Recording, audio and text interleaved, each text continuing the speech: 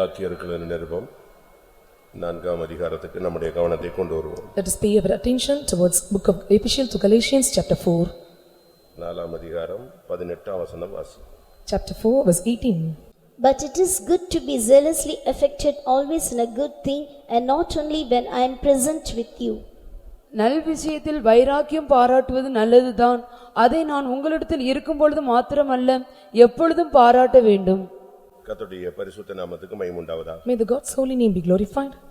வைராக்கியம் என்ற வார்த்தை எல்லாருக்குள்ளும் அதிகமாக பாதிப்பை ஏற்படுத்தக்கூடிய ஒரு வார்த்தை.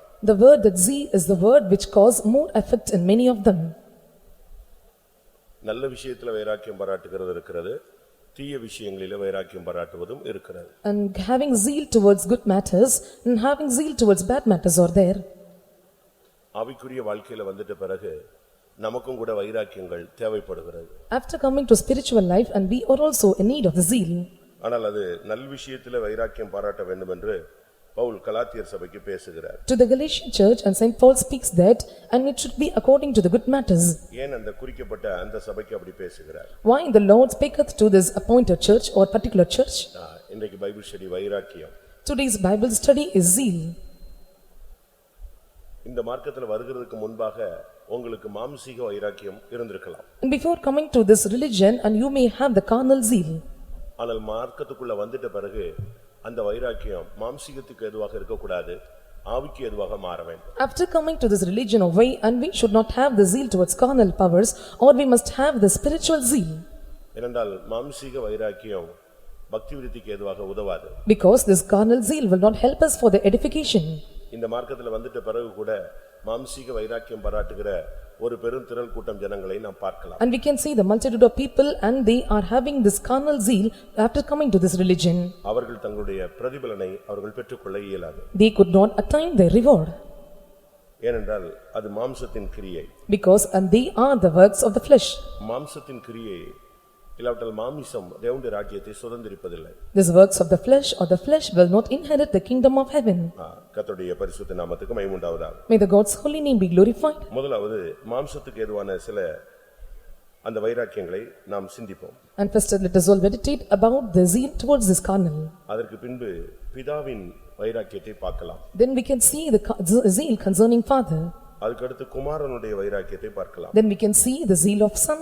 அதற்கு அடுத்து பரிசுத்த ஆவியானவருடைய வைராக்கியத்தை பார்க்கலாம். Then we can see the zeal of Holy Spirit.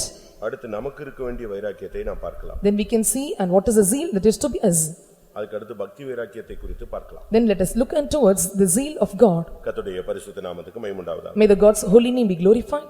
கலாத்தியர் 5ஆம் அதிகாரம் 20ஆம் வசனத்தை பார்க்கும் பொழுது, When we look into book of Galatians chapter 5 verse 20, விக்கிரக ஆராதனை, பில்லி சூனியம், பகைகள், விரோதங்கள், வைராக்கியங்கள், கோபங்கள், சண்டைகள், பிரிவினைகள், மார்க்கபேதங்கள், பொறாமைகள், கொலைகள், வெறிகள், களியாட்டுகள் முதலானவைகளே, இப்படிப்பட்டவைகளை செய்கிறவர்கள் தேவனுடைய ராஜ்யத்தை சுதந்தரிப்பதில்லை என்று முன்னே நான் சொன்னது போல இப்பொழுதும் உங்களுக்கு சொல்லுகிறேன். இந்த மாம்சத்தின் கிரியை தான் வைராக்கியம். these works of the flesh or the zeal or this emulation, இவர்கள் தேவனுடைய ராஜ்யத்தை சுதந்தரிப்பதில்லை. and these will not inherit the kingdom of heaven. அப்ப இந்த மார்க்கத்தில் இருந்து கொண்டு நமக்குள்ள மாம்சத்தின் கிரியைகள் இருக்குமானால் நாம் தேவனுடைய ராஜ்யத்தை சுதந்தரிப்பதில்லை என்பது நமக்கு தெளிவாக தெரிந்த ஒரு சத்தியம். After coming to this way, and if we are having these works of the flesh, and it is very clear or the no truth that we know clear is that we will not inherit the kingdom of God. ஏன் கலாத்தியருக்கு இந்த வார்த்தையை எழுதுகிறார்? Why he is writing these words to Galatian church? அந்த சபையினுடைய துவக்கம் அருமையான துவக்கம். The initial stage or the beginning of the church is so beautiful, அதனுடைய வளர்ச்சி அபாரமான வளர்ச்சி. and the growth is so splendid. ஆனால் திடீரென்று அந்த சபையினுடைய நிலவரம் பரிதாபமான ஒரு நிலவரத்துக்கு தள்ளப்படுகிறது. But the state of the church at last is going towards a miserable thing. அந்த சபையினுடைய மேன்மையை நீங்கள் பார்த்தால் ஆச்சரியப்படுவீர்கள். When we look into the excellency of the church, and you are marveled. அவர்கள் நன்றாய் ஓடினவர்கள். And they that run the race well. கலாத்தியர் 5:7 நீங்கள் அதை பார்க்க முடியும். You can see this word in book of Galatians chapter 5 verse 7. அவர்கள் நன்றாய் ஓடினவர்கள். And they did run well. அவர்கள் ஆவியிலே ஆரம்பித்தவர்கள். And they did in the worship in spirit. ஆனால் இப்பொழுது மாம்சத்தில் முடிய பார்த்து கொண்டிருக்கிறார்கள். But now they are going towards the end to go and with the end with flesh. நல்ல ஆவிக்குரிய தொடக்கமும் நல்ல வளர்ச்சியும் இருந்தது. திடீரென்று அவர்கள் மயங்கி போனார்கள். They had a good spiritual beginning, and they had good growth in the middle, but at last they were faint. ஆனால் கடைசியில இவர்கள் மாம்சத்தின் கிரியைகளை சிக்கிக் கொண்டார்கள். But the end they were entangled into the works of the flesh. ஒருத்தருக்கு ஒருத்தர் வைராக்கியத்துக்குள்ள வந்துட்டாங்க. And they had the zeal towards each other. அங்க இருந்த குடும்பங்களுக்குள்ள புருஷன் மனைவிக்குள்ள மாம்ச வைராக்கியங்கள் வந்தது. And these ebullitions occurs between the family in husband and wife. ஊழியக்காரங்களுக்கு விசுவாசிகளுக்கு மாம்சீக வைராக்கியங்கள் வந்தது. And they had the zeal towards carnal between the servants of God and the believers. சகோதரிகளுக்குள்ள மாம்சீக வைராக்கியங்கள் வந்தது. And they had the zeal of this carnal towards the sisters and brothers. கொஞ்ச நாள்ல அவங்க சத்தியத்துக்கு கீழ்ப்படியாமல் போனார்கள். After a few days and they did not obey to the truth. இதைத்தான் அங்கே நீங்கள் கலாத்தியர் 5:7 நீங்கள் பார்க்க முடியும். And this is what we can see Galatians chapter 5 verse 7. சத்தியத்துக்கு கீழ்ப்படியாமல் போக உங்களை தடை செய்தவன் யார்? And who hinder you that you should not obey the truth? அப்ப இதிலிருந்து என்ன விளங்கிக் கொள்றோம்? What do we understand from this? நல்ல ஒரு துவக்கம் இருந்தது. திடீரென்று மாம்சத்தின் அந்த வைராக்கியம் வந்த பொழுது அவர்கள் தோல்வியை சந்திக்கிறார்கள். And they had a good beginning in the first but at last and they were attaining many failures. இதை குறித்து யாக்கோபு பேசும் பொழுது When James is speaking about this, யாக்கோபு 3ஆம் அதிகாரம் 14ஆம் வசனத்தை பார்க்கும் பொழுது when we look into James chapter 3 verse 14, உங்கள் இருதயத்திலே கசப்பான வைராக்கியத்தையும் விரோதத்தையும் வைத்தீர்களானால் நீங்கள் பெருமை பாராட்டாதிருங்கள். அங்கே யாக்கோபு சொல்லுகிறார் உங்கள் இருதயத்திலே கசப்பான வைராக்கியம் சொல்கிறார். Here James is writing about them that ye have bitter envying. வைராக்கியத்திலே இன்னொரு வைராக்கியம் கசப்பான வைராக்கியம். And in zeal there another part of zeal or envy is bitter envying. இது ஒரு மோசமான ஒரு தன்மை உள்ளது. And this is having so bad worst thing. இந்த கசப்பு சாதாரணமா போகாது. This bitterness will not depart so easily. ஏனென்றால் இன்றைக்கு கசப்பு தான் மனுஷன் ரொம்ப ஸ்ட்ராங்கா வச்சிருக்கான். Because the man has the strong as bitterness. கசப்பினுடைய சக்தி என்ன? What is the power of this bitterness? நீங்கள் அதை எபிரேயர்ல நீங்க படிக்கலாம். You can see in a epistle to Hebrews. கசப்பு ஒரு மனுஷனுக்குள்ள இருக்கும் பொழுது when the bitterness is inside a man, அவனால முன்னேறி செல்லவே முடியாது. he cannot progress forward. அந்த கசப்பு அவனுடைய வாழ்க்கையை ஊழியத்தை எல்லாத்தையும் போட்டு கலக்க ஆரம்பிக்கும். This bitterness and will trouble his ministry and his life. எபிரேயர் 12ஆம் அதிகாரம் 15 வசனம் பார்க்கும் பொழுது when we look into Hebrews chapter 12 verse 15, இந்த கசப்பு தேவனுடைய கிருபையை இழந்து போக வைக்கும். and this bitterness will make you to fail the grace of இந்த God. கசப்பு अनेகரை கலக்கம் உண்டாக்கும். And this bitterness will trouble many. இந்த கசப்பு अनेகரை தீட்டுப்படுத்தும். This bitterness will defile many. இந்த கசப்புக்கு இருக்கிற 3 சக்தியை நான் இப்பொழுது உங்களுக்கு சொல்லுகிறேன். I am going to tell you the 3 powers of this bitterness. ஒரு மனுஷனுக்குள்ள கசப்பு இருக்கு. ஒரு ஊழியக்காரனோ ஒரு விசுவாசியோ அவனுக்குள்ள கசப்பான ஒரு ஏதோ யாரை குறித்தோ எதை குறித்தோ ஒரு கசப்பு இருக்குன்னு சொன்னா கொஞ்சம் கொஞ்சமா அவனுடைய கிருபையை அவனை விட்டு விலக்கிடுவார். If a servant of our God or a believer is having the bitterness and he will slow by slow and will decrease his life.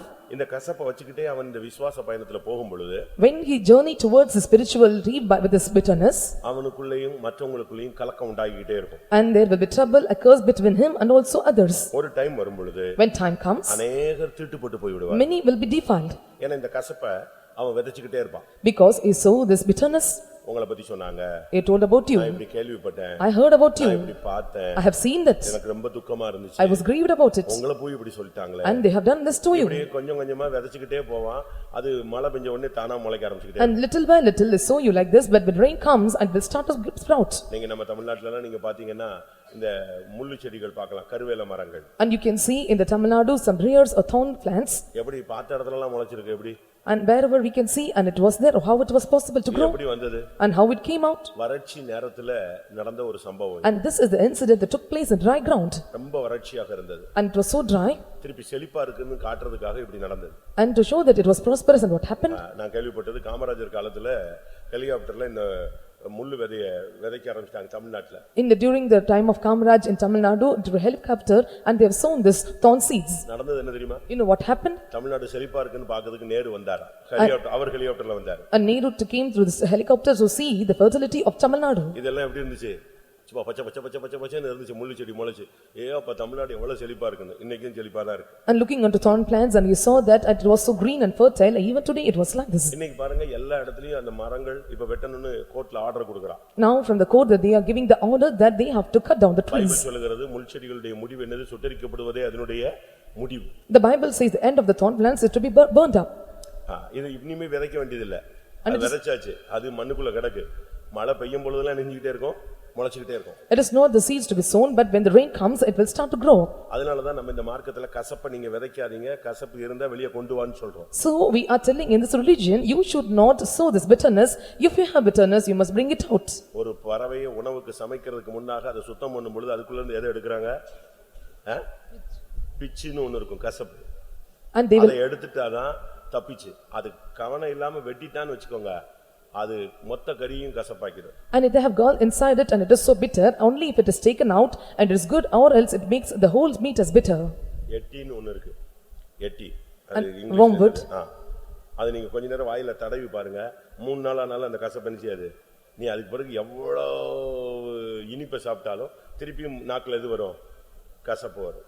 When you touch lightly this wormwood on your tongue, and even after 3 days, and you will have this taste of the bitterness, it will not change even if you have some sweet. இந்த கசப்பெல்லாம் போக்குறதுக்கு தான் 7 நாள் சுத்திரி பூட்ட வைக்கிறோம். மொத்தமா தேய்ச்சி மொத்தமா எடுத்துருன்னு சொல்லு. To remove all this bitterness, we are having 7 days of sanctification to remove this bitterness completely out of you. இங்க யாக்கோபு சொல்லுகிறார், Here the James says, கசப்பான வைராக்கியத்தை உங்கள் இருதயத்திலே வைக்காதிருங்கள். and don't have this bitter envying in your hearts. அதை வச்சுக்கிட்டு நீ பரிசுத்தவான்னு வெளியே சொல்லாத. And keeping this, don't say out that you are holy. அதை வச்சுக்கிட்டு சத்தியத்துக்கு விரோதமாய் பொய் சொல்லாத. And keeping that, and don't you speak against the truth. கசப்பான வைராக்கியத்தை வச்சுக்கிட்டு நான் விசுவாசி ஊழியக்காரன் சொல்லாத. And having this bitter envying, don't say that you are a believer or a servant of God. அதே யாக்கோபு 3:16 பாருங்க. And looking into the same James chapter 3 verse 16, வைராக்கியமும் விரோதமும் எங்கே உண்டோ அங்கே கலகமும் சகல துர்ச்செய்கைகளும் உண்டு. எங்க வைராக்கியம் மறைஞ்சு கிடக்குதோ, அந்த ஒருத்தனை பத்தி உள்ள ஒரு வெறித்தனமான கோபங்கள் இருக்கோ, அங்க கலகமும் துர்ச்செய்கைகளும் நிறைந்திருக்கும். and where you are having this envying in you, at whatever place it may be, and there is a confusion and every evil work. அதனால தான் பவுல் அழகாக சொல்றாரு, நல்ல விஷயத்துல மட்டும் என்ன செய்யுங்க, வைராக்கியம் பாராட்டுங்க. So Paul says very clearly, and you must have the zeal towards the good matters. எப்படி பாவத்துல நம்ம வைராக்கியமா இருந்தோமோ அதுபோல பரிசுத்தத்துல வைராக்கியமா இருக்கணும். Once how we are envy towards the sin, and in the holiness, and we must have that great zeal. ஒரு சிலருக்குலாம் ஆண்டவரை பத்தி பயங்கரமா வைராக்கியமா பேசுவாங்க. And them seems speak very zealous about God. ஆனா அறிவுக்கேற்ற வைராக்கியமா இருக்கணும். But it will be the zeal towards knowledge. ரோமர் 10 அதிகாரம். Book of Romans chapter 10. 10 அதிகாரம் 2 வசனத்தை பார்க்கும் பொழுது, When we look into Romans chapter 10 verse 2, தேவனை பற்றி அவர்களுக்கு வைராக்கியம் உண்டென்று அவர்களை குறித்து சாட்டி சொல்லுகிறேன், ஆகிலும் அது அறிவுக்கேற்ற வைராக்கியம் அல்ல. நாம செய்யறது அறிவுபூர்வமாக இருக்கணும், சும்மா மூடத்தனமாக இருக்க கூடாது. and we have to do according knowledge but not unwisely. இங்க வந்த பிறகு கூட ஒரு சிலர்லாம் குருட்டுத்தனமா இருப்பாங்க. After coming to this way, and some are so blind, சத்தியத்தை விளங்கிக்கிட்டு அதுல தெளிவா போகணும். knowing the truth, and you must go clearly.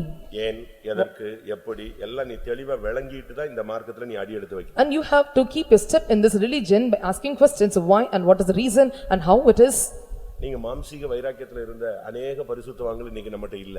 And many saints of God and those who have the zeal towards carnal are not present in our midst now. மாம்சீக வைராக்கியத்துல இருந்த अनेक விசுவாசிகள் இன்னைக்கு சத்தியத்துல இல்ல. Many believers and those had the zeal towards carnal are not found in our midst as believers. ஏனென்றால் இந்த மாம்சீக வைராக்கியம் கொஞ்சம் கொஞ்சமா ஒருத்தனை வெளியே தள்ளிட்டு போய்டும். Because this envying will little by little take you out. இந்த வைராக்கியத்தை குறித்து பேசுகிற இடங்கள்ல, இந்த கசப்பை குறித்து பேசுகிற இடத்துல ஏசாவை அவர் சுட்டி காட்டுகிறார். The place where he is telling about this envying and bitterness, and he is depicting or he is representing Esau. நம்ம சபைக்குள்ள வந்துட்ட பிறகு ஜாதி இத குறித்து கூட வைராக்கியம் நமக்கு இருக்க கூடாது. After coming to this church, and we should not have the difference in caste. இனம், மொழி, சொந்த ஊரு இப்படிப்பட்டதான வைராக்கியங்கள் கூட நமக்கு இருந்தா அது யூதருடைய தன்மையை காண்பிக்கிறது. And when we are having this native place, a hometown or any kind of religion, a caste difference, and it shows that we are having the nature of the Jews. ரோமர் 11:13 11:13 of Romans. புறஜாதியாராகிய உங்களுடனே பேசுகிறேன், புறஜாதிகளுக்கு நான் அப்போஸ்தலனாய் இருக்கிறதினாலே என் இனத்தாருக்குள்ளே நான் வைராக்கியத்தை எழுப்பி அவர்களில் சிலரை இரட்சிக்க. இனத்தாருக்குள்ளே வைராக்கியத்தை எழுப்பு. I may provoke to emulation among my people. Pavul சொல்கிறார், என் இனத்தாருக்குள்ள நான் வைராக்கியத்தை எழுப்பினேன். And Paul says that I provoked the emulation among Gentiles. ஜனங்களுக்குள்ள இப்படி தவறான வைராக்கியங்களை எழுப்பும் பொழுது அவங்க எல்லாமே குரூப்பிசமா மாறிடுவாங்க. And when they are having this wrong intention among the people, and they form a groupism. Pavul பெரிய செயிண்ட் தான். And Paul is a great saint. ஆனா ஒரு இடத்துல மாட்டிக்கிட்டாரு. At one place, and he was entangled. மாட்டிக்கிட்ட இடத்துல பரிசேயரும் சதுசேயரும் ரொம்ப மெஜாரிட்டியா இருந்தாங்க. In the place where he was entangled, and the Pharisees and Sadducees were in majority. சிக்கிக்கிட்டாருன உடனே என்ன பண்ணாரு? And when they know that he was entangled, அப்படியே crowd பார்த்தாரு. and they looked into the crowd. crowdல நீங்க பாத்தீங்கன்னா பரிசேயர் கூட்டம் ஜாஸ்தியா இருந்துச்சு. When look into the crowd, the Pharisees were increased. சரி, பிரச்சனையை சால்வ் பண்ணனும்னா இப்போ என்ன செஞ்சாகணும்? To solve the problem, what he have to do? நான் ஒரு அப்போஸ்தலன் சொல்ல முடியாது. And he cannot say that I am an apostle. அப்ப என்ன சொல்லிட்டாரு? நான் பரிசேயருக்கு பிறந்த பரிசேயன் சொல்லிட்டான். படால் நான் பரிசேயன், அதனால தான் என்னை அடிக்குறாங்கன்னு சொல்லிட்டான். Suddenly, and he answered that I am a Pharisee, and so they are beating me. இந்த ஒரே வார்த்தை அங்க ஒரு பெரிய கலவரத்தை உண்டு பண்ணி பவுல் தப்பிட்டாரு, ஆனா அவங்க ரெண்டு பேரும் அடிச்சுக்கிட்டாங்க. And this single word and made a great trouble among them, and Paul escaped, and others they bet among themselves. மாம்சீகமான வைராக்கியங்களை எங்கெல்லாம் நம்ம நுழைக்கிறோமோ அங்கெல்லாம் பிரச்சனை வரும். ஒருவேளை சால்வான மாதிரி இருக்கும், அதெல்லாம் இன்ஸ்டன்ட் தான், நீடித்த நிலைத்திருக்காது. And however we are penetrated into this carnal zeal, and we will have the not instant but we will have an instant relief. கலாத்தியர் முதலாம் அதிகாரம் 14ஆம் வசனத்தை பார்க்கும் பொழுது, When we look into Galatians chapter 1 verse 14, என் ஜனத்தாரில் என் வயதுள்ள அநேகரை பார்க்கிலும் யூத மார்க்கத்திலே தேறினவனாய் என் பிதாக்களுடைய பாரம்பரிய நியாயங்களுக்காக மிகவும் பக்தி வைராக்கியம் உள்ளவனாய் இருந்தேன். பாரம்பரியத்துல வைராக்கியத்தை குறித்து பேசுகிறார். and he is telling about the zealous of the traditions. இந்த மார்க்கத்துல வந்துட்ட பிறகு நீ உனக்கு பாரம்பரியத்துல வைராக்கியம் இருக்க கூடாது. After coming to this religion, and you should not have the zeal towards the traditions. இது வந்து பாரம்பரியத்தை உடைச்சு வெளியே வந்த ஒரு சபை. And this is the church came out of breaking these traditions. சிபிஎம்ல கூட சென்டிமென்ட் வந்துருச்சுன்னா சபை அடிபடுது, சபை அலைபடுதுன்னு அர்த்தம். If the sentiment comes inside the CPM, and little by little the church is getting out or erupting. இந்த மார்க்கத்துல வந்துட்ட பிறகு சென்டிமென்ட், பாரம்பரியம், கற்பனைகள், அப்படி இப்படி இந்த சப்ஜெக்டே நீங்க எடுக்கவே கூடாது. Sentiment, traditions or imaginations, and you should not take the subject after coming to this religion. உலக பாரம்பரியத்துக்கு நீ வைராக்கியம் பாராட்டவே கூடாது. You should not have the worldly zeal towards the zeal of the world. அதனால தான் இந்த மார்க்கத்துல வந்துட்ட பிறகு சுத்தமா நீ அதில இருந்து வெளியே வரணும்னு சொல்றோம். So after coming to this religion, we are telling that completely you must come out of it. அந்த பழைய பழக்க வழக்கங்கள், பழைய சடங்காச்சாரங்கள் இதெல்லாம் வந்து உங்க ரத்தத்துல ஊர்னது. And old habits and old rituals, and these all was mingled in your blood. அப்படி நாம செய்யும் பொழுது நம் தெய்வீகத்தை இழந்துருவோம். If we are doing, and we will lose our divineness. ஒரு இடத்துல ஒரு வீடு கட்டும்போது நில வச்சிருக்காங்க. In one place, and when they were building a house and they constructed the post. அப்ப அதுக்கு வந்து ஆள் சொல்லிருக்கான், தச்சனை வைக்கணும்னு சொல்லிருக்கான். And காசு காணிக்கை வைக்கணும்னு சொல்லி. and they said that, and they have to pay offering to keep this lintel. உடனே அந்த வீட்டுக்காரங்க இல்ல அப்படினு யோசிச்சிருக்காங்க. அவங்க CPM. And the house member said, and it is impossible because they were CPM believers. அங்க இருந்து முக்கியமான ஆள் சொல்லிருக்காரு, இல்ல இல்ல அதெல்லாம் நியாயமானதா வையின்னு சொல்லி. And one important person said that it was just thing and you must keep it. எப்படி? அப்ப இந்த ஆள் இன்னும் எதுக்கு சாவல? சொல்லுங்க. பாரம்பரியத்துக்கு சாவல. So this person was not dead for the traditions. ஒருத்தருக்கு ஒரு வியாதி வந்தது. And one person got sickness. ரொம்ப கஷ்டப்பட்டிருக்காரு. And he was trouble, suffered lot.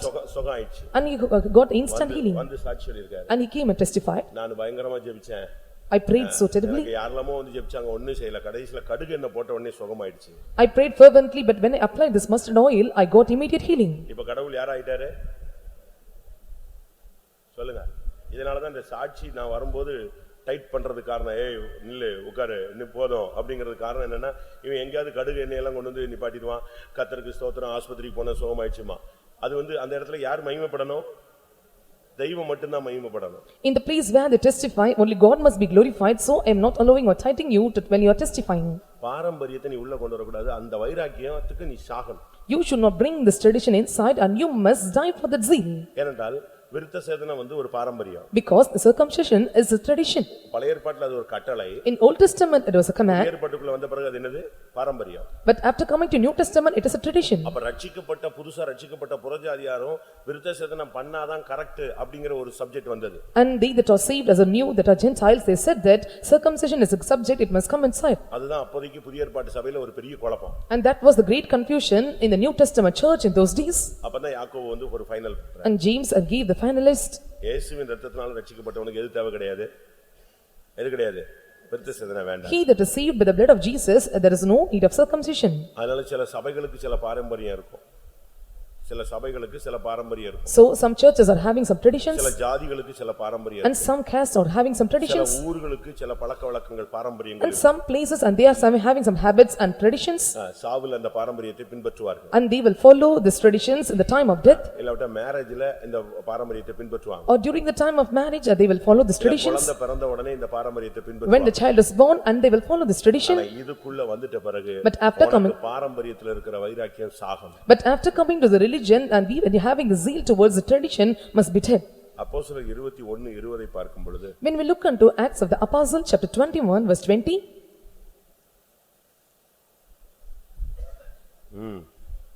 அப்போஸ்தலர் 21:20 அதை அவர்கள் கேட்டு கர்த்தரை மகிமைப்படுத்தினார்கள்.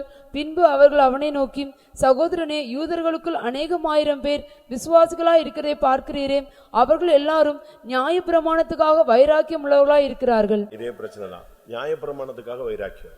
And they are having this zeal towards the law. நமக்கு இதுக்குள்ள வந்துட்ட பிறகு நியாயப்பிரமாணத்துக்கு வைராக்கியம், பிரமாணங்களுக்கு பாரம்பரியங்களுக்கு வைராக்கியம், இல்லாவிட்டால் கசப்பான வைராக்கியம், மாம்சத்தின் கிரியையாக வைராக்கியம், இவைகள் எல்லாம் நம்ம விட்டு வெளியே போக வேண்டும். And after coming to this religion, when we have the zeal of the law, or the zeal of the bitterness or envying, or when we have all these things for traditions, we must die to it. தேவன் வைராக்கியம் உள்ள தேவன். And God is so zeal.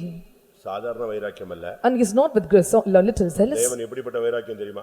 And you know what kind of zeal the Lord is having? உக்கிரமான வைராக்கியம் சொல்றாரு. இன்னொரு இடத்துல மகா உக்கிரமான வைராக்கியம்ங்கறார். In one place he says that he is having the zeal of fire, and another place it is said that and he is having the great fire towards zeal. ஆண்டவர் தன்னை வெளிப்படுத்தும்போது, when the Lord revealed him, நான் சீயோனுக்காக எருசலேமுக்காக மகா உக்கிரமான வைராக்கியம் கொண்டிருக்கிறேன். and for Zion and for Jerusalem I was so zeal towards them. Zechariah 8:2. Book of Zechariah chapter 8 verse 2. நான் சீயோனுக்காக கடும் வைராக்கியம் கொண்டேன், அதற்காக மகா உக்கிரமான வைராக்கியம் கொண்டேன் என்று சேனைகளின் கர்த்தர் சொல்லுகிறார். நீங்க பாருங்க, அவருடைய வைராக்கியம் எவ்வளவு உக்கிரமான தன்மை உள்ளதுன்னு பாருங்க. And you can see the aspect of his zeal as how it was. சீயோனுக்காக மட்டுமல்ல, not only for Zion. Zechariah 1:14. 1:14 of Zechariah.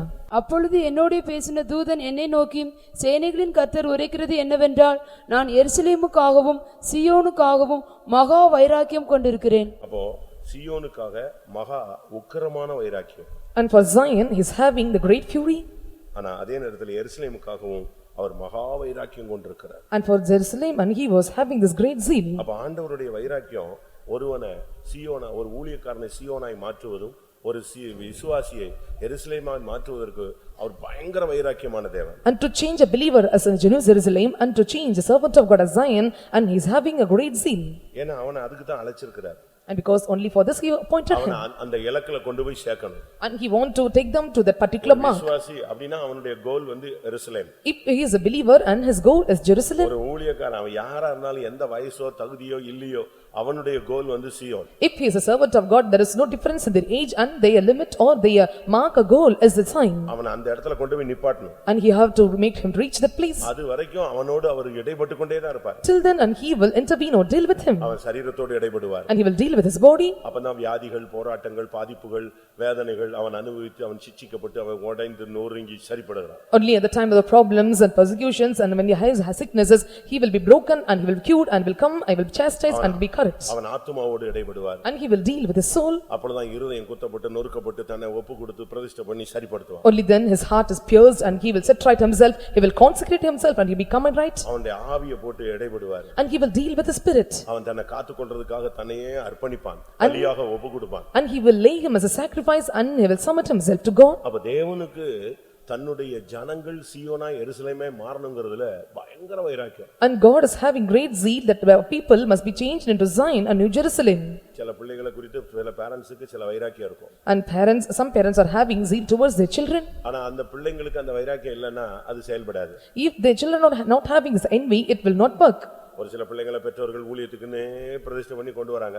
அந்த அழைப்பு அவங்களுக்கு இல்லன்னா பிரயோஜனம் கிடையாது. Some parents are bringing their children for the consecrating them for ministry.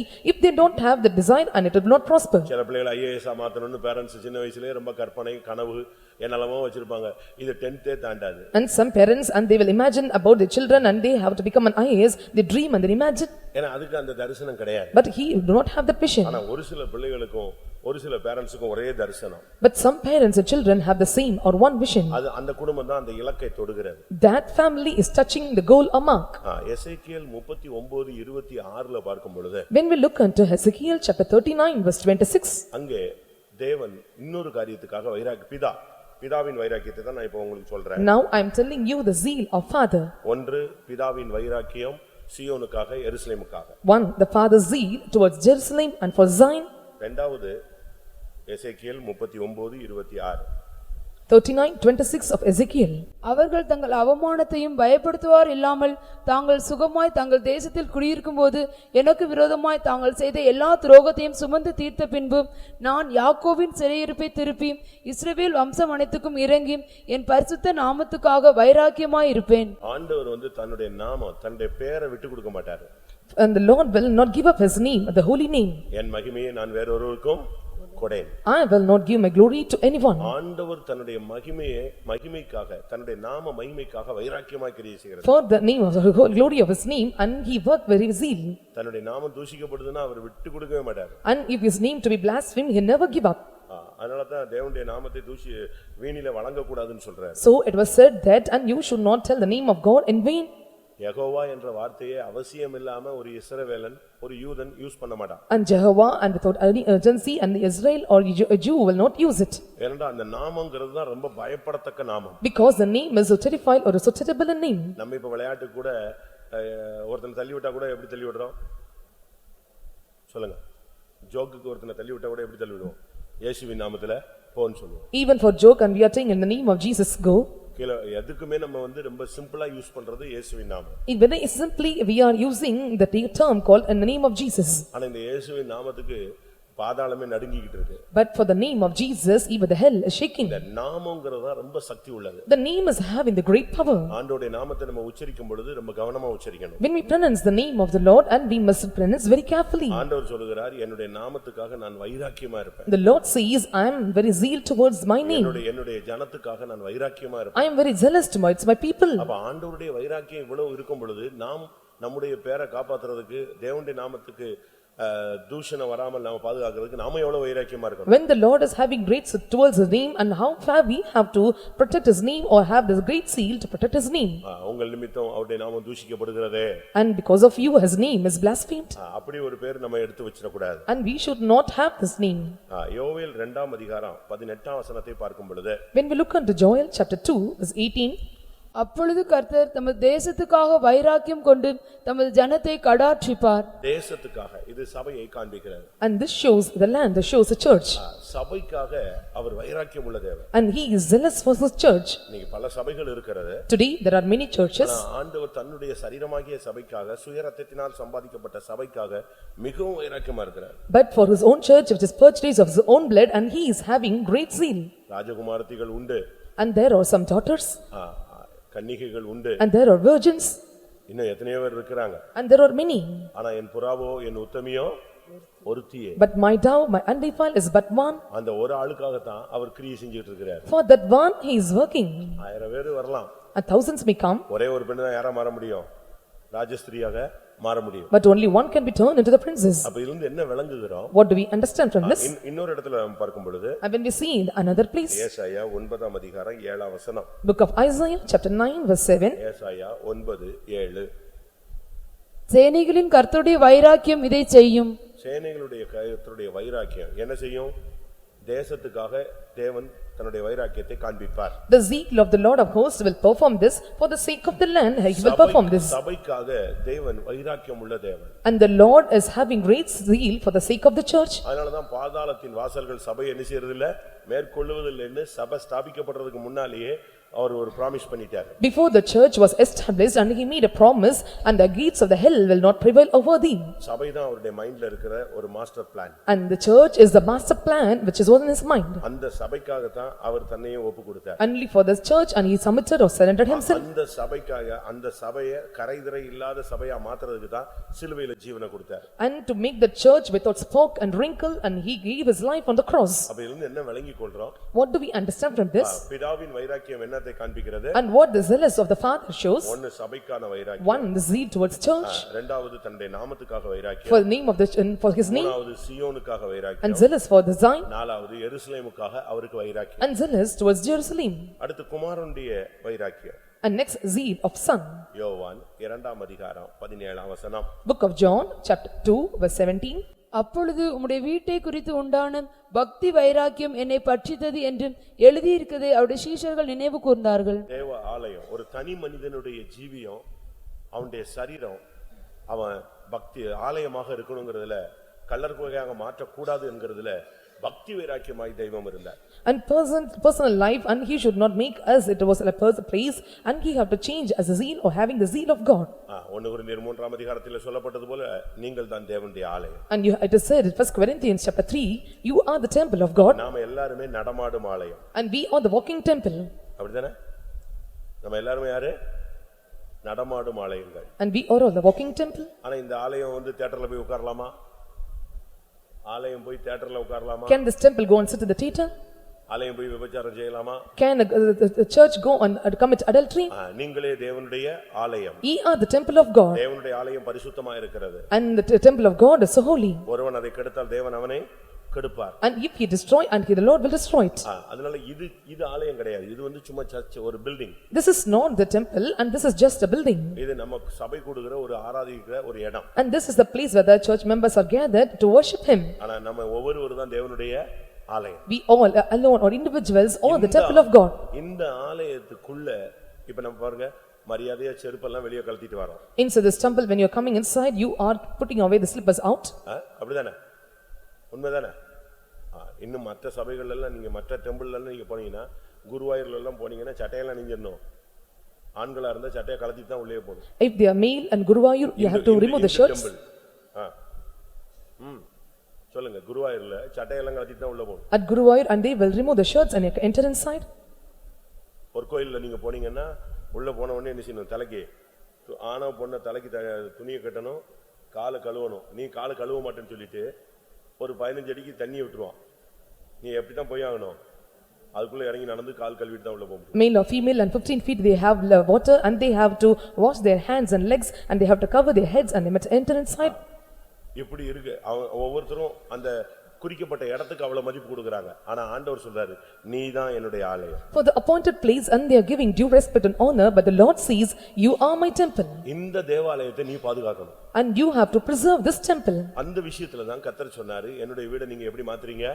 Kallar குகையா மாத்துறீங்க. So in this place, and the Lord tells them that you have made my house as a den of thieves. நான் ஜெபிக்கிறதுக்கு தான் உன்னை வச்சேன் சபையில. And for only praying I have kept you in the church. உன் சரீரத்தை கல்லர் குகையா மாத்துற. But now you are turning your body as the thieves place. உன்னுடைய சரீரம் பரிசுத்தமா நீ பாதுகாக்கல. And you are do not preserving your body as a church. சொல்றாரு, என்னுடைய பிதாவின் வீட்டை குறித்த பக்தி வைராக்கியம் என்னை பட்சித்ததுன்னு சொன்னார். And so he says that the zeal of thine house have eaten at me up.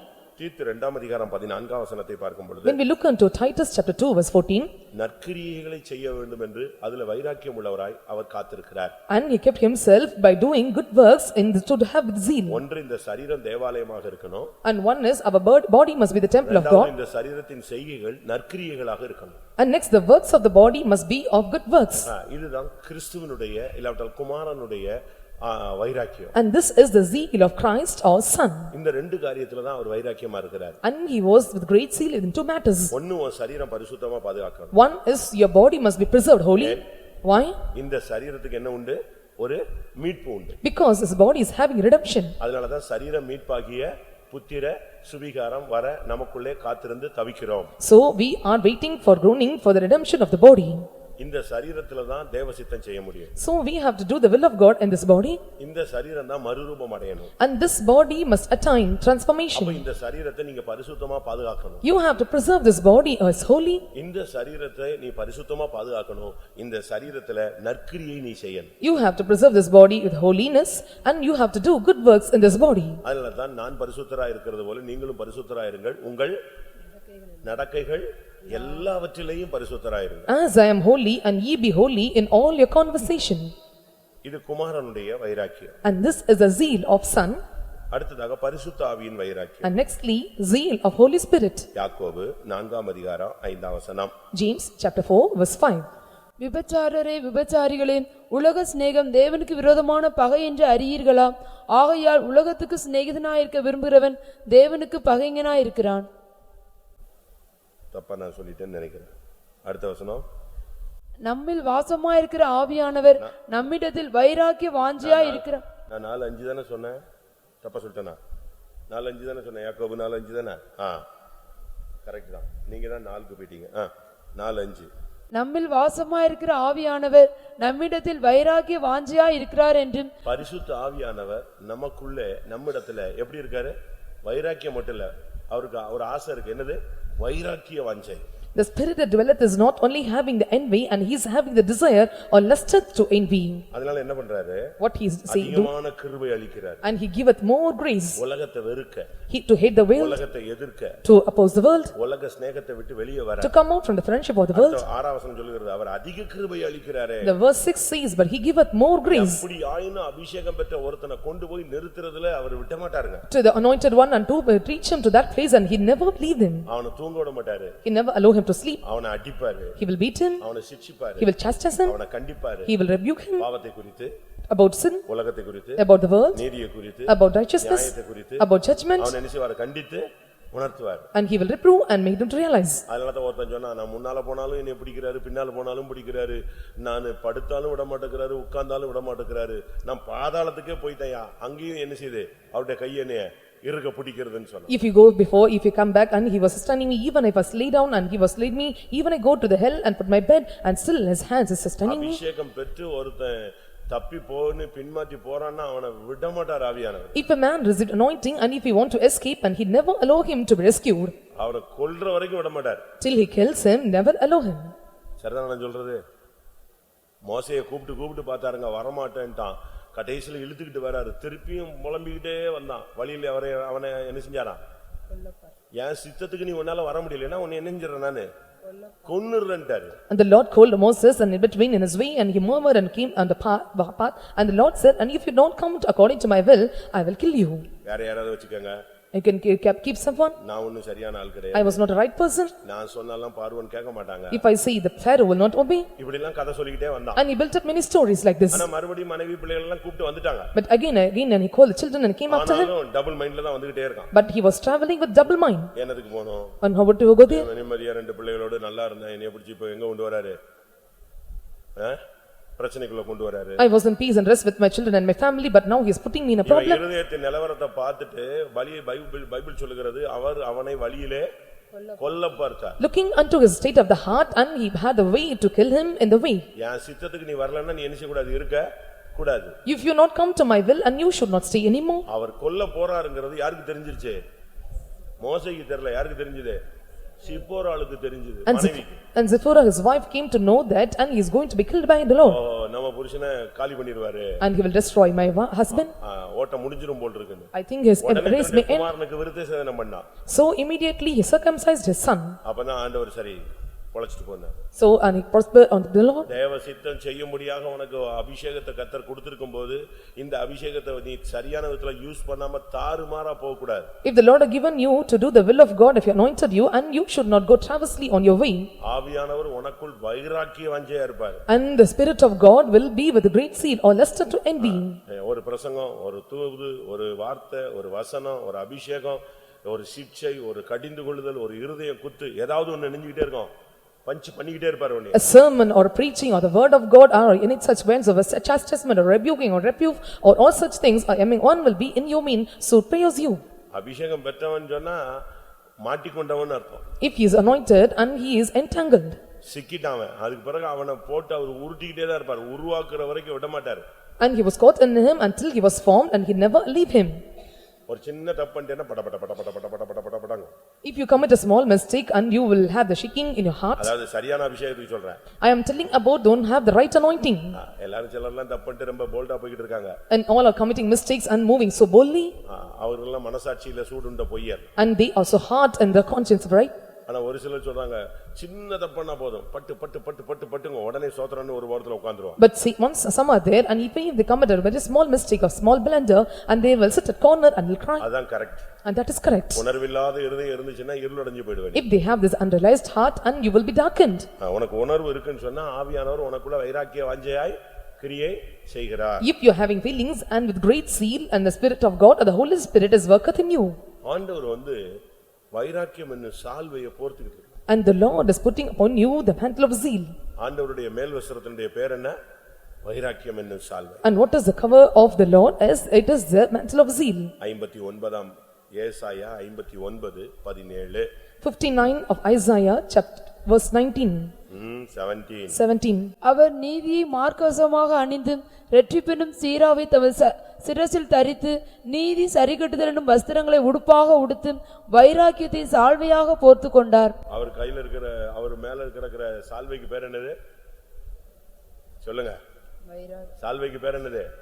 வைராக்கியத்தை தான் சால்வையா வச்சிருக்காரு. And what was his covering upwards? There is a clad with cloak, a zeal of a cloak. ஆண்டவர் கையில இருக்கிற சால்வை வந்து வைராக்கியம். And the cloak on the zeal of God's hand, it is so zeal. இதே வைராக்கியத்தை தான் எலியா வச்சிருந்தாரு. The same zeal is with Elijah. எலியா ஒரு சால்வை போட்டுருப்பான். And Elijah had a mantle. எலிசாவை போய் பார்க்கறான். And Elijah looked unto it. கையில அபிஷேக தைலம் இல்ல. And there was no oil of anointing in his hands. அதே நேரத்துல புது எண்ணெயும் இல்ல. At the same time there was no new oil. எண்ணெய் இல்ல, புது எண்ணெய் இல்ல. And there was no new oil and old oil. என்ன பண்றது? What to do? அவனை அபிஷேகம் பண்ணனும். To anoint him. உடனே என்ன பண்ணிட்டான்? தான் மேல இருந்த சால்வையை தூக்கி அவன் மேல போட்டான். What he did, and immediately and put upon the mantle which was upon him. அந்த சால்வை அவன் மேல விழுந்த உடனே அவன் பிரதிஷ்டைக்கு ஒப்பு கொடுத்துட்டான். When the mantle fell upon him, immediately surrendered for consecration. உனக்குள்ள இருக்கிற வைராக்கியம் இன்னொருத்தனை பத்தி எரிய வைக்கணும். The zeal in you must make him to kindle with fire. நீ பேசுற அந்நிய பாஷை இன்னொருத்தனை அபிஷேகம் பெறாதவனுக்கு டக்குன்னு டச் ஆயிச்சுனா அவனுக்கு புதிய அபிஷேகம் கிடைக்கும். The anointing or unknown tongues that you speak, and when the nearby is sitting without anointing, and it must come and touch him immediately. இப்போ எலியா சொல்றாரு, நான் செய்ததை மட்டும் என்ன செய்துகொள், உன் நினைவில் வைத்துக்கொள். என்ன செஞ்சாரு? என் சால்வையை உன் மேல போட்டிருக்கேன், அதை மட்டும் நினைச்சிருக்க, மனசுல வச்சுக்கன்னு சொல்ற. Now what Elijah say unto Elisha, and what I have given you, you take and leap and keep in your mind. ரெண்டு பேரும் யோர்தான் கிட்ட வந்து நிக்கறாங்க. And they came near the Jordan. யோர்தான் இப்போ கரை புரண்டு ஓடிக்கிட்டு இருக்கு. Now the Jordan is overflowing. But இப்போ யோர்தானை கடக்கணும். They have to pass over this Jordan. என்ன பண்ணா எலியா? What he did? சால்வையை ஒரு முறுக்கிட்டு ஒரு அடி அடிச்சான். And took his mantle and wrapped it together and smote the waters. அந்த வைராக்கியத்துல வச்சு அடிச்ச உடனே என்னஞ்சிருச்சு? யோர்தான் ரெண்டா பிளந்துடுச்சு. With zeal when he smote the waters, and it was divided. இப்ப தாண்டியாச்சு. Now they crossed. தாண்டி கொஞ்ச நேரத்துல என்ன நடந்துச்சு? சுழல் காற்று வந்துச்சு, எலியா மேல போய்ட்டான். When they went over, and again the whirlwind came, and Elijah was taken up. இப்ப போறதுக்கு முன்னால ரெண்டு பேருக்கு ஒரு சின்ன ஒரு அக்ரிமெண்ட் போட்டாங்க. And before they depart, and they both made a small agreement. எலியா சொல்றான், என்னைய விட்டுரு. Elijah says, leave me. என்னைய விடு, என்னைய ஃபாலோ பண்றத நிப்பாட்டு. And stop following me. இவன் எங்க விடுறான்? What he says? இவன் தான் கூடயே போயிட்டு இருக்கானே. And he is coming along with him. அப்பதான் அவன் சொன்னா, உனக்கு என்னதான் வேணும்? And he asked, what do you want? உங்களை கேட்டா என்ன சொல்லுவீங்க? If you ask, what will you tell? இப்ப இந்த கூட்டத்துக்குள்ள உள்ள வரும்போது prayer request அப்படினு எழுதி கொடுத்தா நீங்க வாட்டுக்கு வீட்ல விவசாயம்னா அதை எழுதுவீங்க, ஆடு மாடுனா அதை எழுதுவீங்க, இல்லன்னா 2 வீலர் 4 வீலர் இருக்கிற கடன் வீடு சொந்த வீடு அது வாட்டுக்கு எழுதுறதானே, இஷ்டத்துக்கு எழுதிர வேண்டியது. If you ask prayer request before entering this prayer hall, if it about cattle or agriculture or about 2 wheelers or houses, you will keep on writing the points. prayer request னு கேட்டா எல்லாரும் வித்தியாசமா எழுதுறாங்க. If the prayer requests are asked, and they are writing very differently. நான் விரும்பின பெண்ணை பையனை எனக்கு விவாகம் செய்து தர வேண்டும். போன வாரத்துக்கு முந்தின வாரம் ஒரு prayer request எனக்கு. And give me marriage and the desirable women which I will need. அதை எங்கள் வீட்டில் சம்மதிக்க வேண்டும். And my parents must accept it. அதுக்கு நீங்கள் தான் உதவி செய்ய வேண்டும். நான் என்ன உதவி செய்யறது? அவன் எங்கேயோ இருக்கான், எவனே அவன் கருப்பா சோப்பானே தெரியாது. ஆனா நான் உதவி செய்யணுமா? எப்படி? ஜெபிச்சு உதவி செய்யணும். And you must help me by praying to me. அதாவது ஜிப்பா போட்ட உடனே இவங்க எல்லாம் என்ன நினைக்கிறாங்க? ஒரு மெஜிஷியன் நினைச்சுக்கிறான், அவ்வளவுதான், அதான் விஷயம்.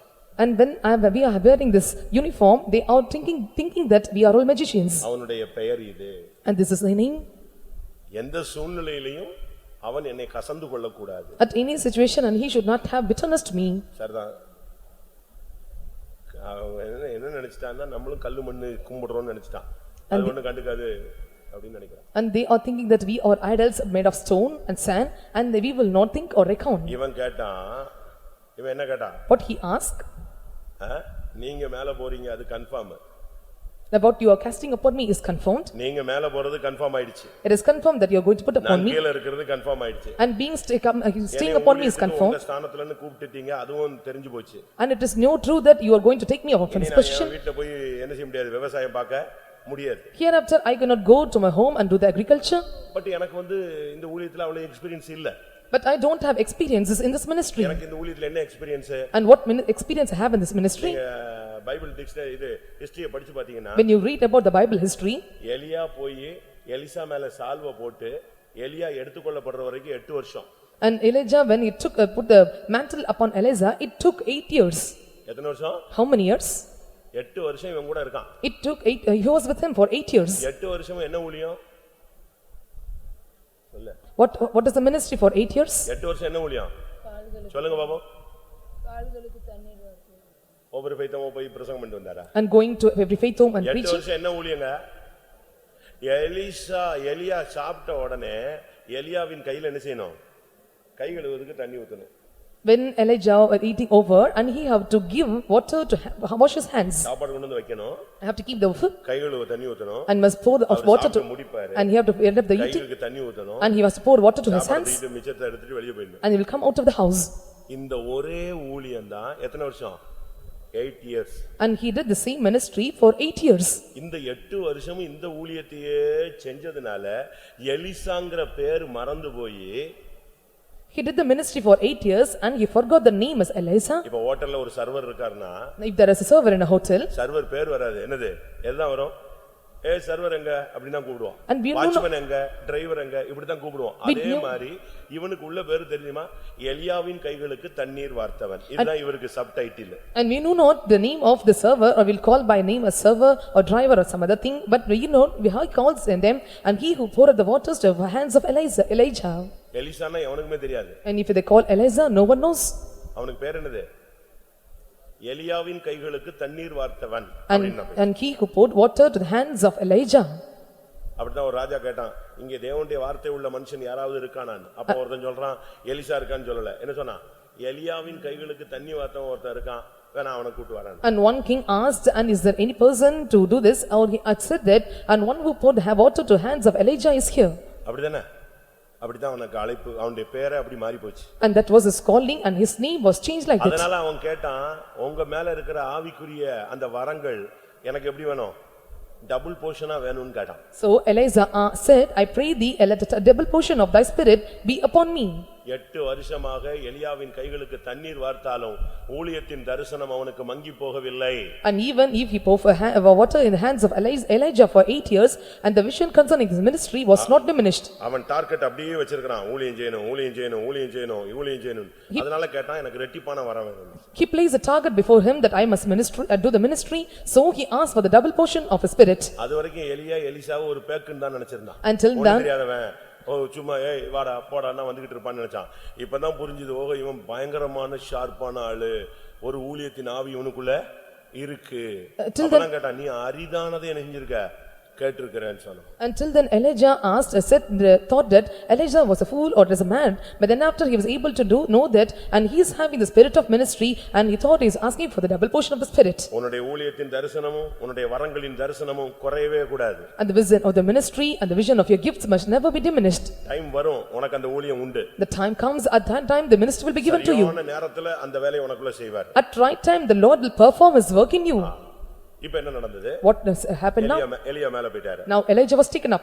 பறந்து வந்தது என்னது? And what came out of flying? சொல்லுங்க. மேல இருந்து உனக்கு அப்படியே வருது காத்துல சர்றன்னு. எல்லாம் வந்துச்சு? சால்வை தான் வந்துச்சுங்க. Now the mantle came towards him. எடுத்தான். He took it. அதை எடுத்து ஒரு முறுக்கிட்டு அடிச்சான் யோர்தான்ல. எலியாவின் தேவன் எங்கே? ரெண்டா பொளந்துடுச்சு. And he was smote and by the wrapping of the cloths, and he smote on the waters, and he is by seeing, where is the Lord of Elijah? 10-15 வருஷம் கழிச்சு ஊழியம் செஞ்ச பிறகுதான் எலியா யோர்தானை பொளந்தாரு. After 10 ஸ்டார்டிங்கே யாரு இவனுடைய ஊழியம்? ஸ்டார்டிங் ஃபர்ஸ்ட் அடியே இதுதான். 15 வருஷம் செய்யாத ஊழியத்தை ஒரே அடியில் அடிச்சான், யோர்தானை பொளந்துட்டான். After 10 or 15 years, and he smote the waters, but Elijah did the ministry in the initial state itself. காரணம்? Reason? அந்த வைராக்கியம் என்னும் சால்வை. The zeal of the cloak or the mantle. அந்த சால்வை தான் முக்கியம். That mantle is very important. பவுலுடைய அந்த கச்சையும் சால்வையும் உருமால்களையும் போட்ட பொழுது ஜனங்கள் சுகமாக்கப்பட்டார். And when the shovels and the cloaks and the cover of this Paul was put upon him, the people were healed. நமக்கு இருக்க வேண்டிய வைராக்கியம் என்ன? What is the zeal that we must have?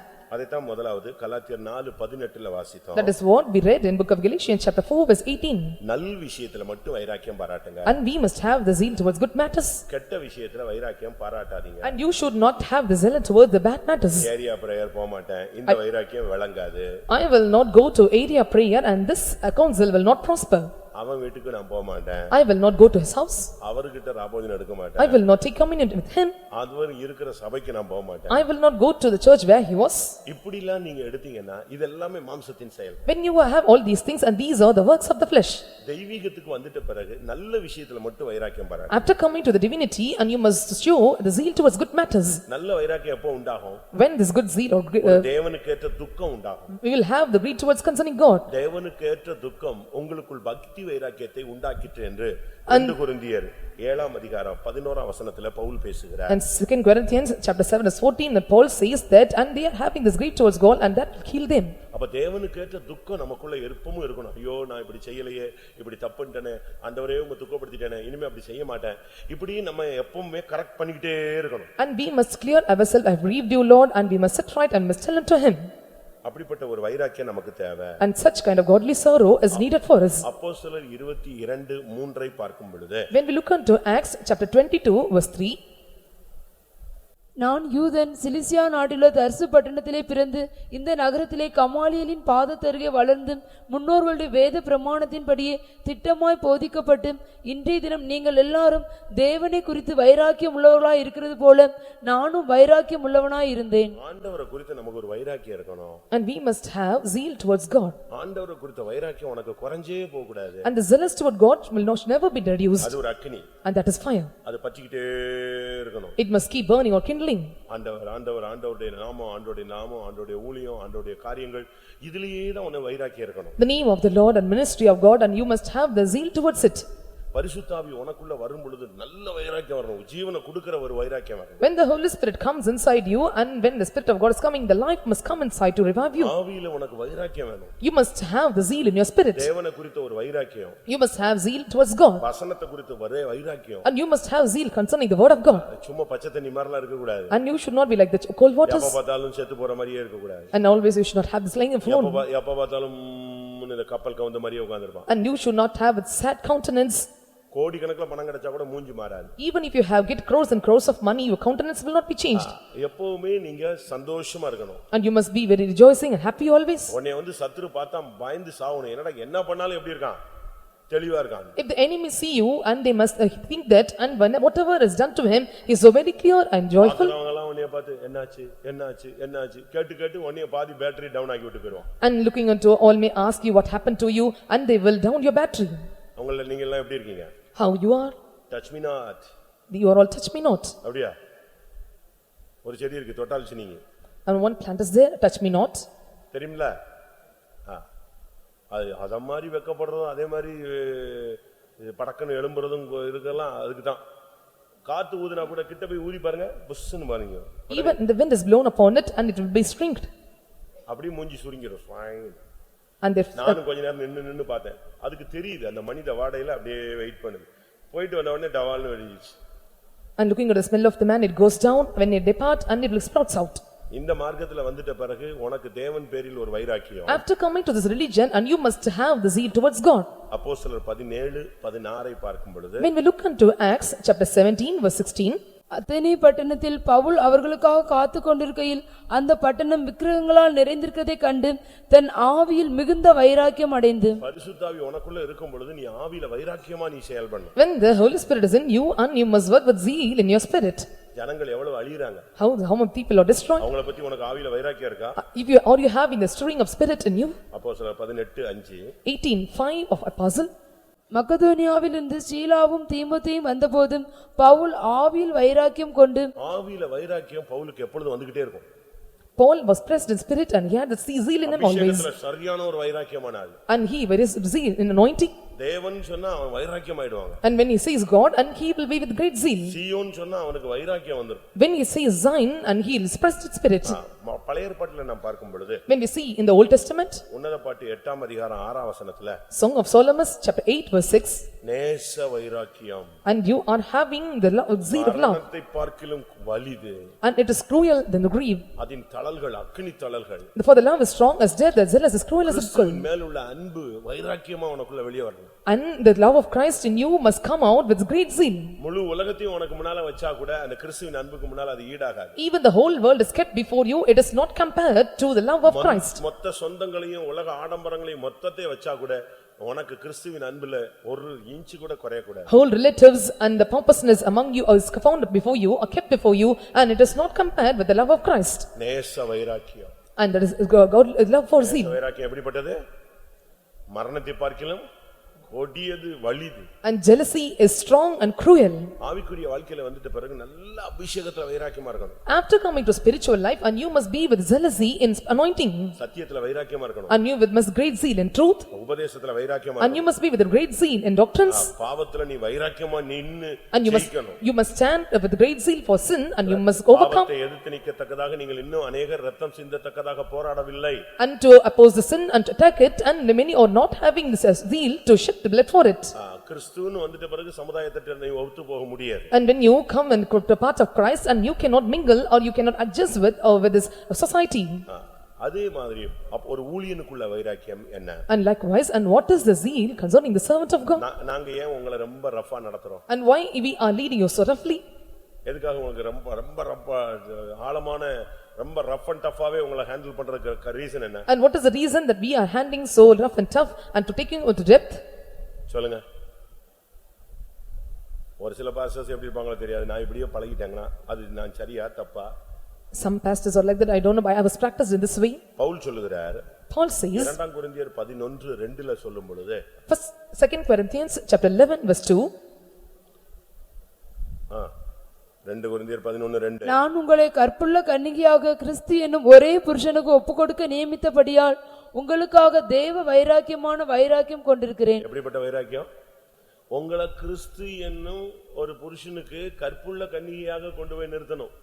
அந்த டார்கெட் எனக்கு இருக்கிறதுனால நான் என்ன செஞ்சாகணும்? தேவ வைராக்கியம் உள்ளவனா நான் ஊழியம் செய்யணும். I have the target to espouse you to one husband, the chaste virgin to Christ, so I must be zealous over you with godly zeal. அதனால தான் நாங்க பாவத்தை கன்சாடையா விடுறது இல்ல. So we are not leaving this sin as an eyewash. நம்ம பிள்ளைகளுக்கு ரொம்ப கடினமா இருக்கிறது, கண்டிப்பா இருக்கிறது, உடனே பனிஷ்மென்ட் கொடுக்கிறது, ரொம்ப ஸ்ட்ரிக்ட்டா கொண்டு போறதுக்கு காரணம் வந்து ஸ்கூல் மாதிரி கொண்டு போறோம்னு இல்ல. எப்படியாயின்னு நீங்க கிறிஸ்துவுக்காக எப்படி போய் நிக்கணும்? கன்னிகையாக அல்ல, எப்படி நிக்கணும்? கற்புள்ள கன்னிகையாக நிக்கணும். Rebuking you, reproving you, and punishing you, or chastising you, or your children doesn't matter to make you as a virgin, but we have to present you as a chaste virgin before Christ. Trumpet அடிக்கும்போது கொனவாட்டத்துல இருந்து 400 பேர் எழும்பலன்னா திருப்பி இங்க இவ்வளவு பெரிய building கட்டி உட்கார்ந்து ஒரு 72 பாஸ்டர் பிரசங்கம் பண்ணி என்ன பிரயோஜனம்? And 400 people are sitting here constructing the building, and 72 pastors are preaching, and what is the use of it? நான் சொல்றது புரிஞ்சுதா? மாசம் 4000 7000 12000 28000 88000 தசமபாகம் கொடுத்துட்டு ஒன்னு ட்ரம்பட் அடிச்சா ஒண்ணுமே எழும்பலன்னா என்ன வருது? 4,000 7,000 40,000 80,000 if you pay tithes, and if the trumpet sounds, if no one is rising up, and what is the use? ஓடினதும் ஓடுகிறதும் எப்படி போய்டும்? விருதாவாய் வீணாய் போய்டும். And that you run and run well and will go in vain. அதனால தான் நம்ம இதுல வந்து எல்லாரும் equal. So in this religion everyone is equal. இங்க கமிட்டி ஒரு வேலையும் கிடையாது. And there is no committee or teamwork. ஒரு இடத்துல ஒரு ஐயா சொல்லியிருக்காரு, நான் தான் ஊழியக்காரங்க அடிக்கடி வந்துட்டு தான் போவாங்க, நான் தான் இங்க மூப்பர்னு சொல்லியிருக்கேன். In one place I said, and servants of God will come and go here, and I am an elder. அது என் சர்ச்சுக்கு பக்கத்துல உள்ள local church. And it is a local church nearby my faith home. நான் தான் அப்ப அங்க போய் ராபோஜனம் நல்லது கெட்டதுக்கெல்லாம் போவேன். I used to give communion and I go for all the good and things, bad things. அவங்க பொண்ணு என் church believer. And this daughter is my church believer. அப்போ நான் அந்த சகோதரியை கூப்பிட்டேன். Then I went and saw sister. உங்க அப்பா எப்ப எல்டர் ஆனாரு சர்ச்சிலன்னு கேட்டேன். When your father became elder in your church? உங்க அப்பா எப்படி அங்க வாயை திறந்து எவ்வளவு தெளிவா பேசியிருக்காரு, நான் இந்த சபைக்கு மூப்பர்னு. எப்போ ஆனாரு உங்க அப்பா மூப்பரா? கவனமா இருக்க சொல்லணும். அவ போன போட்டு எப்பா ஓடியே போடு கொன்றுவாங்கன்ட்ட. Your father opened his mouth and very clearly confessed that he was an elder, and how he became elder, and when he was still he gone away from the place. இங்க எந்த ஸ்தானமும் கிடையாது. There is no position in this place. எல்லாரும் சகோதரர்கள். We are all brothers. உங்க மூலமா நான் கொஞ்சம் உருவாகணும், என் மூலமா நீங்க கொஞ்சம் உருவாகணும். And you are formed through me, and I am formed through you. என்கிட்ட கத்துக்க வேண்டியதெல்லாம் நீங்க கத்துக்கணும், உங்ககிட்ட கத்துக்க வேண்டியதெல்லாம் நான் என்ன செய்யணும்? கத்துக்கணும். What I must learn from you, I must learn, and what you must learn from me, you must learn. நம்ம கற்புள்ள கன்னிகையாக போய் நிக்கணும். And we must present before him as a chaste virgin. கரை திரை பிழை முதலானவைகள் ஒன்றுமில்லாத மகிமையுள்ள சபையாக நிறுத்தணும் போய். And we must present the church before him without spot, wrinkle and blame. அதுக்கு தான் 365 நாளும் எஸ்தருக்கு என்ன நடந்துச்சு? என்ன நடந்துச்சு? சுத்திகரிப்பு நடந்துட்டே இருந்துச்சு. So the purification took place for Esther for 365 days. 365 நாளும் பியூட்டிஷியன் கையில தான் இருந்தா. And 365 days and she was in the hands of the beautician. அப்ப நாங்க கல்யாணத்துக்கு ஒரு நாள் போலாம்ங்கறீங்களா? Are you telling that and we can go for marriage one day? அங்க உள்ள பியூட்டிஷியன் யார் தெரியுமா? No, who is your beautician? அன்னகன். Eunuch. அதுல ஒரு அன்னகனுடைய பெயர் அழகின் ஊழியன். And one eunuch's name and he is the ministry of beauty. ஒரு அன்னகனுடைய பெயர் அந்த எஸ்தருடைய அந்த அகாஸ்வேருடைய அரண்மனையில இருந்துதானே ஒரு அன்னகனுடைய பெயருக்கு அர்த்தம் அழகுக்கு ஊழியன். And one eunuch which was present in the Ahasuerus house and he is the minister for this beauty. அதாவது ஃபர்ஸ்ட் செலக்ஷன்ல கிளியர் ஆயிட்டா செகண்ட் ஒரு கண்ட்ரோலுக்கு போவாங்க. If he was cleared in the first selection and he will go for the second round. இரண்டாம் அதிகாரம் 14ஆம் வசனத்திலே சொல்லி இருக்கிறது. It is mentioned in book of Esther chapter 2 verse 14. அங்க ராஜாவின் பிரதானி சாஸ்காஸ் அப்படினு இருக்கு. Shaskas. அப்படினா அழகுடைய ஊழியன். And he is the minister of beauty. அப்படியே ஒரு அழகான ஆளா மாத்துறது தான் யாருடைய வேலை?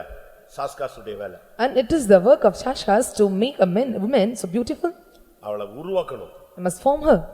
அவளை ராஜா ஒன்ஸ் பார்த்துட்டானா அவ்வளவுதான், ரைட், ஓகே, என் பிரியமே நீ ரூபவதின்னு ஆண்டவர் சொல்லணும். If the king was looking unto the woman and he must tell, and my beloved is beautiful. அந்த அளவு எந்த ஒரு பொண்ணையும் உருவாக்கக்கூடிய சக்தி யாருக்கு இருந்துச்சு? அவனுக்கு இருந்துச்சு. To that extent, and Shaskas is having the power to form any kind of women. அப்படி ஒரு ஜீவியம் தான் நம்முடைய ஜீவியம். And such a life is our life. எந்த மனிதனையும் கிறிஸ்து இயேசுவுக்குள் தேர்ந்தவனாய் நிறுத்தணும். And we have to present any man before Christ as a better one. இதுதான் தேவன் நிமித்த நமக்கு இருக்கிற ஊழியக்காரங்களுக்கு இருக்கிற வைராக்கியம். And this is the zeal towards the servant of God that God have in us. பழைய ஏற்பாட்டிலும் புதிய ஏற்பாட்டிலும் பக்தி வைராக்கியம் உள்ள அநேகரை நீங்கள் பார்க்கலாம். And we can see many had the godly zeal, Old Testament and New Testament. பினகாஸ் பக்தி வைராக்கியமா இருந்தார். And Phinehas, he was with godly zeal. எலியா பக்தி வைராக்கியமா இருந்தார். And Elijah with godly zeal. யெகூ பக்தி வைராக்கியமா And இருந்தார். Jehu was with zeal of God. தாவீது பக்தி வைராக்கியமா இருந்தார். And David was with godly zeal. இயேசு பக்தி வைராக்கியமா இருந்தார். And Jesus was with the zeal of God. இது ஒரு சப்ஜெக்ட். நம்ம இதுக்குள்ள போனோம்னா இன்னொரு 1 hour நீங்க எல்லாரும் உட்காருங்க. And this is one subject. If I want to enter into this, and you have to stay here for 1 hour more. இந்த வைராக்கியங்கிறது next step. And this zeal or of next step. அப்ப நமக்குள்ள வைராக்கியம் எப்படி இருக்கிறது? And how the zeal is inside us. உங்களுடைய வைராக்கியம் நம்முடைய நாம் யாருக்கு எப்படி வைராக்கியம் இருக்கணும்னு இப்ப நம்ம ஓரளவு படிச்சிருக்கிறோம். Now we have studied and how the zeal between us, and we have studied a little. எல்லாரும் கண்களை மூடுவோம். Let us all close our eyes. நமக்குள்ள இருக்கிறதான அந்த வைராக்கியம் நல்ல விஷயத்துல நீங்க கொண்டு வாங்க. The zeal that we have in us, we must bring it only for the good matters. எல்லாருக்குள்ளயும் கொஞ்சம் வைராக்கியம் இருக்கு. அதை நீங்க மாம்சத்துல யூஸ் பண்ணிட்டீங்கன்னா வீழ்ச்சி. You all have the zeal, but if you use with carnal, and you will attain failure. அது அப்படியே ஸ்பிரிச்சுவலா மாத்திரணும். And change it as a spiritual. எப்படி நீங்க சொந்தக்காரங்க வீட்டுக்கு போக மாட்டேன்னு சொல்றீங்களோ அதே மாதிரி பாவத்துக்கிட்ட போக மாட்டேன்னு சொல்லணும். How you say that I will not go near the house of my relatives until I will not go near sin. பிரதிஷ்டையை உடைக்க மாட்டேன்னு வைராக்கியமா இருக்கணும். Until with great zeal I will not break the great consecration. தூக்கத்தை ஜெயிக்கிறதுல வைராக்கியம் தேவை. And you must have to overcome sleep. விழித்திருந்து போராடுகிறதுல வைராக்கியம் தேவை. And you must have the zeal to strive hard with the watchful spirit. சரீரத்தை ஒடுக்கி கீழ்ப்படுத்துறதுல நமக்கு வைராக்கியம் தேவை. And you must have the zeal of God to subject and your body under control of the affliction. நல்ல விஷயத்தில் வைராக்கியம் பாராட்டு. And you must have this zeal towards the good works. சும்மா அவனை பிடிக்காது இவனை பிடிக்காது அவன் அப்படி சொல்லிட்டான் இப்படி சொல்லிட்டான் அப்படியா இப்படி ஒருத்தன் மேல ஒருத்தன் வைராக்கியம் இருந்துச்சுன்னா நாம் கற்புள்ள கன்னிகையாக நிறுத்தப்பட முடியாது. And he said this and that and he was done in this matter to me, and if we are telling this and we cannot be present before him as a chaste virgin. எல்லாரும் கண்களை மூடலாமா? Let us all close our eyes. முடிந்தால் முழங்கால் படியிடலாம். Possible, let us bend our knees. ஒரு தெய்வீக வைராக்கியத்தின் ஆவி ஒரு அபிஷேகம் நம்ம மேல வந்து Let இறங்கும். the spirit and anointing of the divine zeal come in us. கசப்பு கலகம் மாம்சீக வைராக்கியம் நம்மை விட்டு வெளியே போகட்டும். Let the bitterness, envying and strife we go away from us. நல்ல விஷயத்தில் வைராக்கியம் பாராட்டுங்க. Let us have the zeal towards good matters. தேவனின் பேர்ல வைராக்கியம் பாராட்டுங்க. And have the zeal in the name of the Lord. அபிஷேகத்துல வைராக்கியம் உள்ளவளா இருங்க. And be zealous in anointing. கிறிஸ்துவின் மேல் உள்ள அன்பில உனக்கு வைராக்கியம் உண்டா? And you must have the zealous in the love of Christ. தேவனும் வைராக்கியம் உள்ளவர்தான். And God is of great zeal. பிதா வைராக்கியம் என்னும் சால்வையை போர்த்து கொண்டிருக்கிறார். And Father is clothed with him with the cloak of his zeal. சபைக்காக, for the sake of the church, நாமத்திற்காக, for his name, சீயோனுக்காக, for Zion, எருசலேமுக்காக, for Jerusalem. அவர் வைராக்கியம் உள்ள தேவன். And he is of great zeal. இயேசுவோ தேவ ஆலயத்தை குறித்த பக்தி வைராக்கியம் உள்ளவர். But Jesus is of the zeal of the temple of God. நீயும் நானும் நற்கிரியை செய்யணும்னு வைராக்கியமா இருக்கிறார். You and I must have the zeal to do the good works. பரிசுத்த ஆவியானவரோ உனக்கு அதிக கிருபையை கொடுத்து உன்மேல வைராக்கிய வாஞ்சையா இருக்கிறார். But the Holy Spirit giveth you more grace, and he is having the great zeal and with the lust to envy. ஒரு அப்போஸ்தல ஊழியன் உன்னை கற்புள்ள கன்னிகையாக நிறுத்த வைராக்கியம் உள்ளவனாய் இருக்கிறார். The apostle is servant of God and is able to present you as a chaste virgin before him. ஆமென். அன்பின் வைராக்கியத்துக்குள்ளே கடந்து வாருங்கள். Let us all come into the zeal of love. ஆவியின் வைராக்கியத்துக்குள்ளே கடந்து Let வாருங்கள். us all enter into the zeal of spirit. தேவன் பேரில் உள்ள வைராக்கியத்திலே கடந்து வாருங்கள். And let us all come into the zeal of God. கர்த்தர் ஒரு வைராக்கியத்தின் அபிஷேகத்தை தருவாரா? Lord, give us an anointing of zeal. அந்த அபிஷேகம் உனக்குள் வரும் பொழுது, When this anointing comes, தேவனுடைய வைராக்கியமும் இணையும் பொழுது, and when the zeal of God is kindled in நாம் you, சீயோனா எருசலேமாய் மாறுவோம். we will be turned into Zion and New Jerusalem. அவருக்கு இருக்கிற வைராக்கியம் அந்த அக்கினி நமக்குள்ள பற்றணும். The zeal in him and the fire in us will kindled up. கிறிஸ்துவின் மேல இருந்த அந்த பக்தி வைராக்கியம், The zeal that which was in the Christ, யெகூவின் மேல இருந்த வைராக்கியம், the zeal which is on எலியாவின் மேல இருந்த வைராக்கியம், the Elijah's zeal, பினகாசின் மேல இருந்த the வைராக்கியம், zeal which is upon Phinehas. ஒரு அபிஷேகமாய் நம்மேல் இறங்கும்படியா இடம் கொடுப்போம். And let us all give room, let us come as an anointing in us.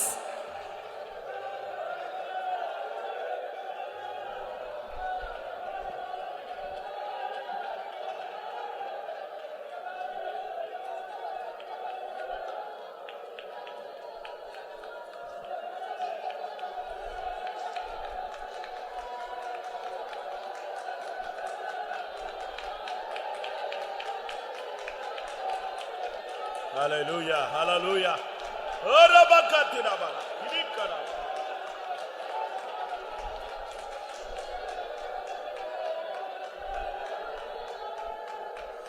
Amen, amen, amen, amen. Hallelujah. Amen, amen, amen, amen, amen, amen. Hikabala bara bala bara. Amen. இந்த கூட்டத்துல கர்த்தர் வைராக்கியத்தை குறித்து உங்கள்ட்ட பேச சொல்லிட்டார். In this meeting, and God said me that I must speak about the zeal.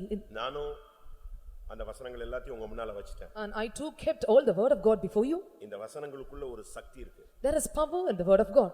அந்த ஒவ்வொரு வசனத்துக்கும் ஒரு எஃபெக்ட் இருக்கு. And every verse is having some effect. ஒவ்வொரு சக்திக்கும் ஒரு எதிர் சக்தி உண்டு. And for every power, and there is an opposing power.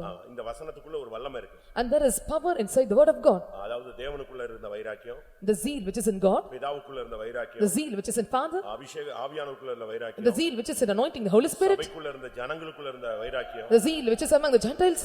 இதெல்லாம் ஒரு ஜீவன். This is all life. இப்போ அதுதான் இறங்கி வரப்போகுது. And it is going to come down now. ஆமென். இப்பொழுது அந்த வல்லமையை நீங்கள் சுவீகரித்துக் கொள்ளுங்க. Now you have to receive the power and depart. எத்தனை பேர் பெற்றுக்கொள்ள போறீங்க? How many are going to receive? ஆமென். ஆவியில வைராக்கியம் உள்ளவர்களாய் மாறுங்க. And let us all be turned into zeal and spirit. ஹalleluya, ஹalleluya. ஏன பக்கர பக்கத்திரா மலக்க.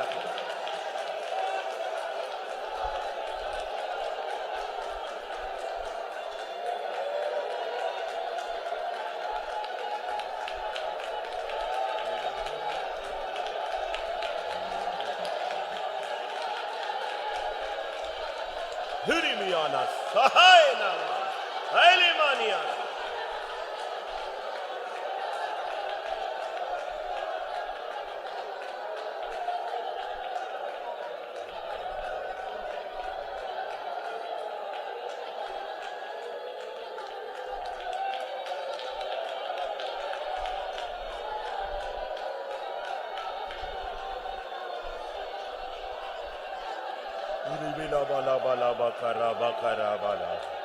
ஆமென். உன்னுடைய துவக்க காலத்துல இந்த வைராக்கியத்தின் ஆவியை தேவன் உன்மேல் வைத்தார். In your initial state, and the Lord have kept you the zeal of power in you. அந்த வைராக்கியத்துல தான் நீ இவ்வளவு தூரம் இந்த பயணத்துல வந்தாய். With the zeal you are able to cross until now. ஆனாலும் இடை நாட்களிலே உன்னுடைய வைராக்கியம் குறைந்திருக்கிறது. But in the middle of the days, and the zeal was reduced. மறுபடியும் தேவன் உனக்கு ஒரு வைராக்கியத்தின் வல்லமையை தரப்போகிறார். Once again the Lord is going to give the power of zeal in you. நீ விட்டதான வைராக்கியத்தின் சால்வையை மறுபடியும் உனக்கு தரப்போகிறார். He is going to give back the mantle of zeal in you that you have lost. மறுபடியும் வைராக்கியம் என்னும் சால்வையை கையில் எடு. Once again you take the mantle of zeal in your hands. உன் வாழ்க்கையில இருக்கிற யோர்தான்கள் பிளக்கட்டும். Let the Jordan in your life be divided. Devala பாரியாரா பாகாதினா பாகாதினா பாரியாரா. ஆமென், ஆமென், ஆமென். ஹிலிபியாரா பாலா பாரி பாலா பாகா.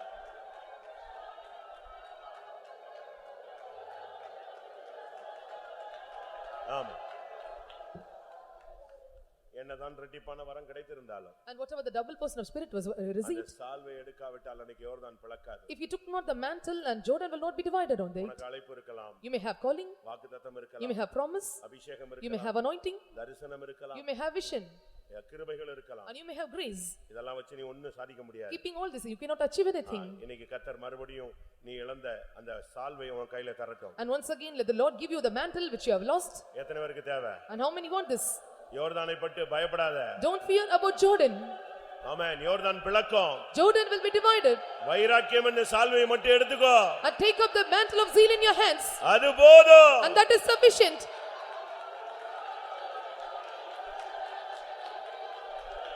ஹிரபானியா ரபானா சபானியா.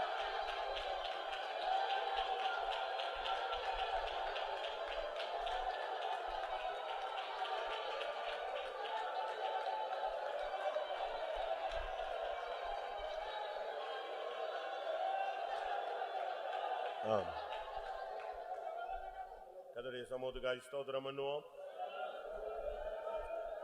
கர்த்தருடைய வார்த்தைகளுக்காய் ஸ்தோத்திரம் பண்ணுவோம். கர்த்தருடைய வைராக்கியத்துக்காய் ஸ்தோத்திரம் பண்ணுவோம். கர்த்தருக்காக வைராக்கியமா நின்று அவரை சந்திக்க உதவி செய்ய முடியாய் ஸ்தோத்திரம் பண்ணுவோம். பிதா குமாரன் பரிசுத்த ஆவியானவருக்காய் ஸ்தோத்திரம் பண்ணுவோம். எல்லா மகிமையும் அவருக்கே செலுத்தி ஸ்தோத்திரம் பண்ணுவோம். ஜெபம்.